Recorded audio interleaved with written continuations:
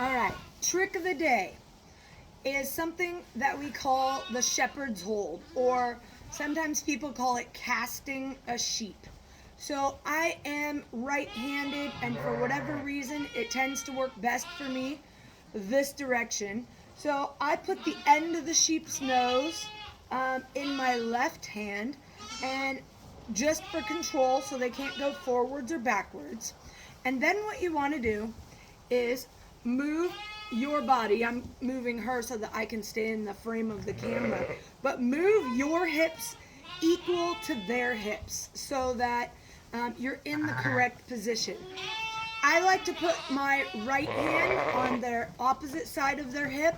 A lot of people think that you need to grab down here at the flank and pull, and that is simply not true. I've taught little kids to be able to do this on big animals, and it's not about strength, it's about technique.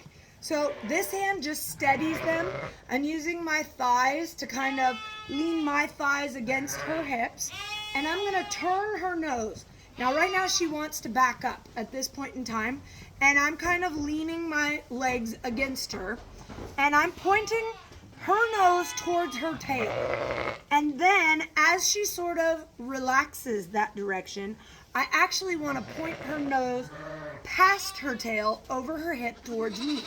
And as she does that, you guys can probably see she's leaning right on me, and she just flopped right down.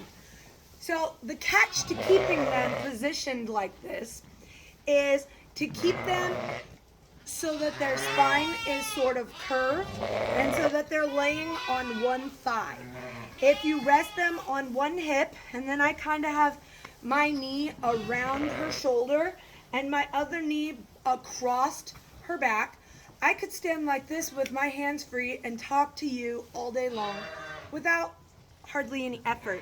So like this, I would be able to trim hooves, I would be able to examine teeth, I would be able to do whatever it is that I need to do pretty easily. So I'll just show you because she was kind of wiggling and we did it really, really slow. I let her roll up, and this is a pretty decent sized sheep. So I'm just going to turn her nose. She sits, and then I just lift her chest, and I can put her on whichever hip I want. So this hip, or if I want to move her, I literally give her a little turn so that her spine's pointed, curved the other direction, and they'll just sit, which is how they're sheared also.